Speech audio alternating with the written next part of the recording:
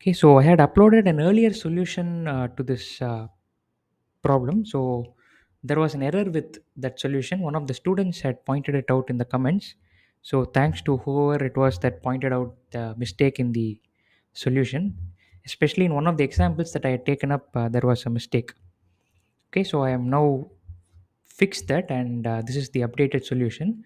So what is this problem about? It's about mentors and mentees.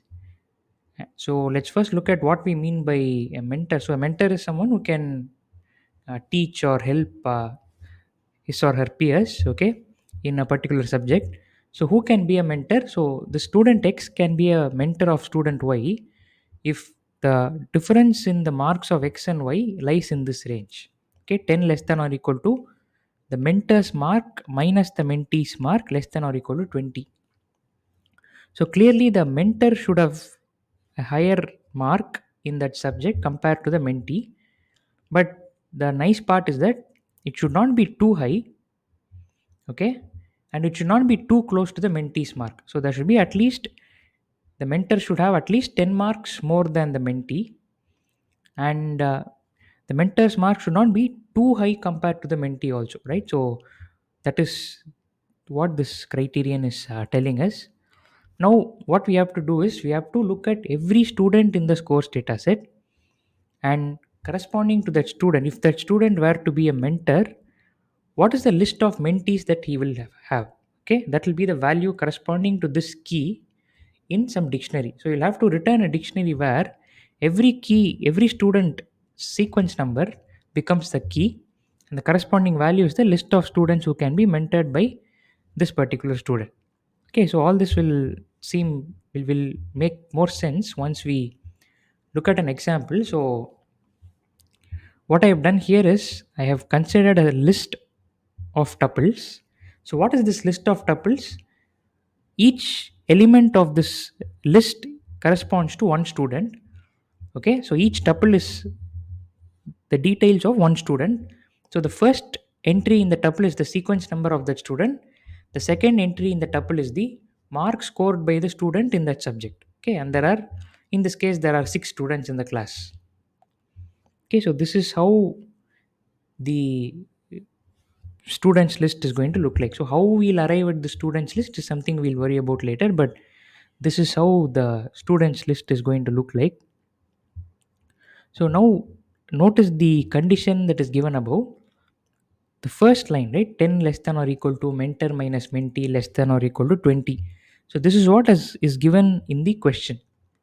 So the mentor means mentor's marks, mentee means the mentee's marks. So mentor minus mentee, the difference should be in the range 10 to 20. This is the same as saying that once you fix a mentor, okay, let's say you fix the mentor's marks as something, the mentee's marks should lie in the range mentor minus 20 to mentor minus 10. Okay, so just pause the video and see why this makes sense. I have just rearranged the first inequality that you can see here in this form. Okay, so mentor minus mentee should lie in 10 to 20 means the mentee's mark should lie in this range. Okay, so mentee's mark should be at least mentor minus 20, and it can be at most mentor minus 10. Only then can this mentee be mentored by this mentor. Okay, so let's now look at the result, right? So the final dictionary that we have to return, what will it look like? Okay, so let's take the first student. We have to now ask this question: who are the mentees for this particular student? Right? Now, one is the mentor. So, who are all the possible mentees for this student? Okay, so that is what we are going to decide now. So, what is this saying? The mentee's mark lies in this range, right? So, it is mentor minus 20 comma mentor minus 10. It should lie in this range. So, the mentor's mark is what? 58. So, 58 minus 20 comma 58 minus 10, okay, which is nothing but 38 comma 48. So if you want to be mentored by student 1, Okay, if you want to be mentored by student 1, your mark should lie in this range, 38 comma 48 endpoints inclusive. So who all can be mentored by 1? 1 clearly cannot be mentored by 1. So 2 is also not in this range, 3 is in this range. So student number 3 can be mentored by 1. Student number 4 can also be mentored by 1. So can student number 5. Okay, all of them, for all of them the marks lie in this range. Okay, so this is the list of students. Student 6 cannot be mentored because it's outside this range. So this is the list of students who can be mentored by 1. Now we go to student number 2. Who can student 2 mentor? Okay, so now again, student two's mark is what? 65. So 65 minus 20 is what? 45. 65 minus 10 is 55. So student 2 can mentor anyone who is having marks in this range, 45 to 55. So who all fall in that category? 1 is not there. 2 clearly cannot be mentored by 2. 3 falls in that category. 4 is not there in that category. Say so is 5. So only student who can be mentored by 3, the student number 2, is the student 3. Okay, so this is what we get. Now what about student 3? Who all can student 3 mentor? Again 48 comma, so the range is what? 28 comma 38. Okay, 48 minus 20 to 48 minus 10. So who all are in this range 28 to 38? Notice that student 4 is the only student in this range, right? So they are all, the other students are all having marks outside this range. So now we move on to student number 4. So the range is going to be for student 4, 38 minus 20, which is 18, right? So 18 comma 28. Is there anyone in this range? Unfortunately, no one is in this range. So 4 cannot mentor anyone. So that's the empty list corresponding to 4. 5 is what? 42. So the range of the mentees will be 22 comma 32. So once again, there is no one having marks in this range. So 5 is also the empty list. What about 6? 6 is 77, right? So the range is 47 comma 57. Or rather, sorry, it's not 47. 77 minus 20 is what? 57, right? So it's 57 comma 67. That's the range. So is there anyone in this range? 58 is there, right? So one student 1 and student 2 is no, student 2 is also in this range. Is there anyone in this range? No one else is there in this range, right? So what we have now concluded is this: the set of all students that can be mentored by 1 is given by this list, by 2 by this list, and so on and so forth. Okay, so this is what we have to generate. Okay, so all this has been done assuming that we have the list students with this. Okay, so what is the list students? Every element in the list student contains a tuple and it's of the form student id comma mark in that subject. Okay, now assume that we have this. If we have this, how are we going to generate result? We have done this manually, but then we would like to do it programmatically, right? So how are we going to do this? Okay, so I'm going to copy this students list down here. Now there are going to be two loops, right? A nested loop. So for, I'm going to call this the mentor id comma mentor marks, right, in students.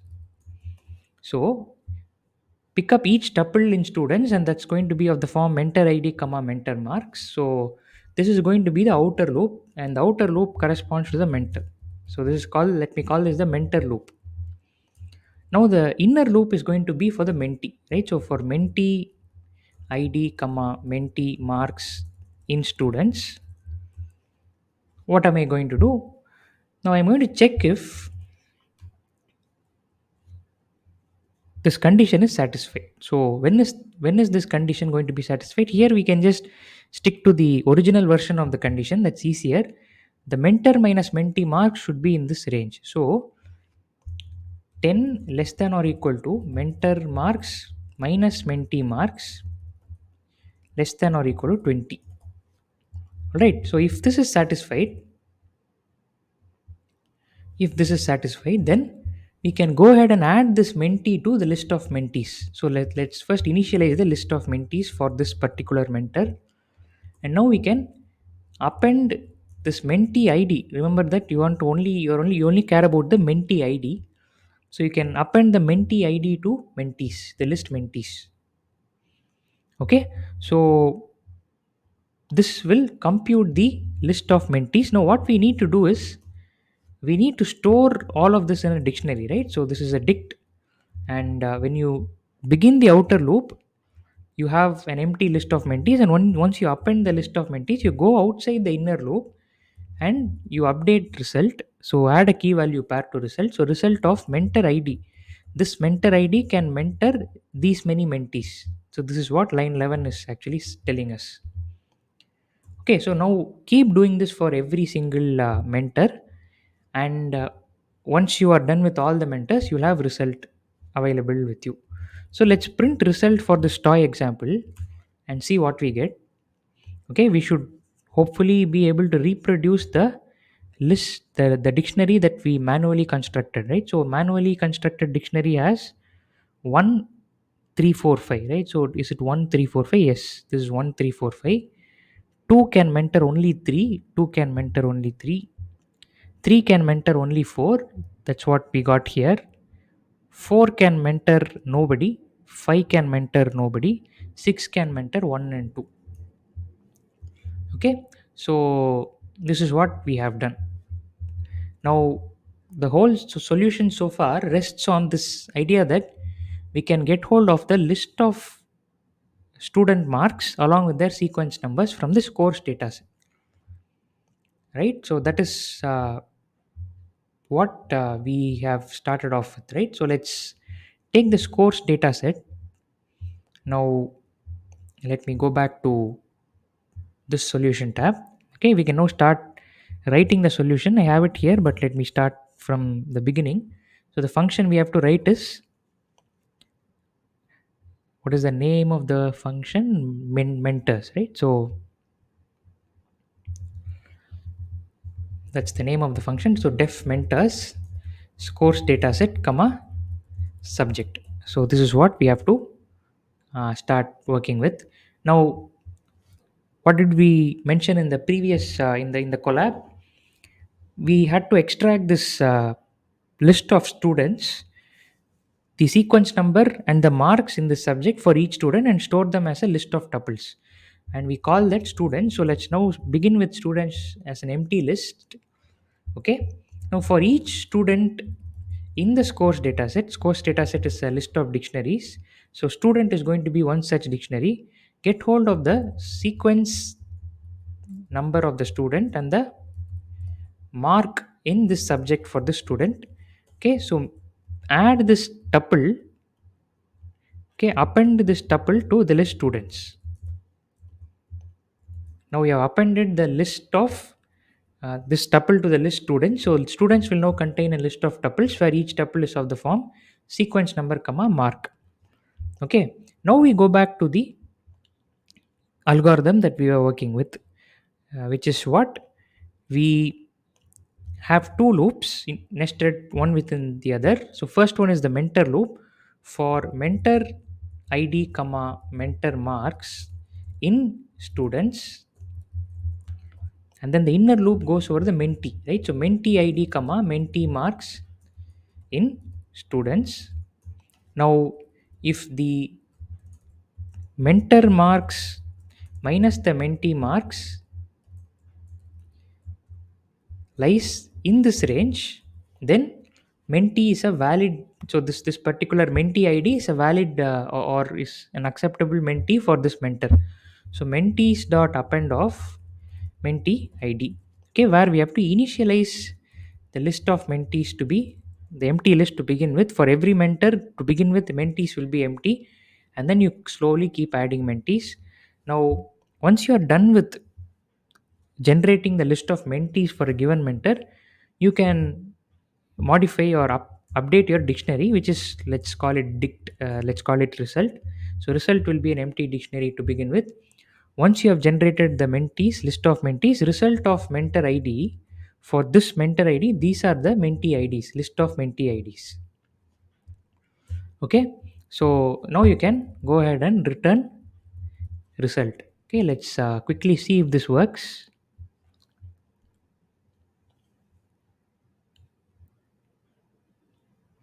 Okay, so some error is there. Let's see what the error is. So students, there's an invalid syntax. So let's go back. Where is the invalid syntax? What is happening here?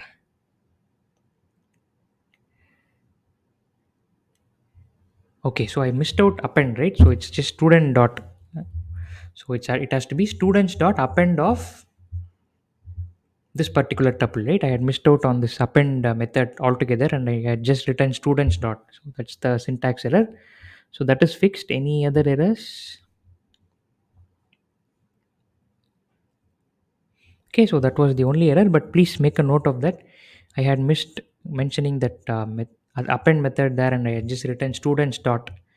Okay, so let me quickly summarize the solution. What we have done is we have an empty list called students to begin with, and we iterate over the scores data set, and for every student we pick up the sequence number of the student and the marks in this subject, and this is the tuple corresponding to the student, and we append this tuple to the list students.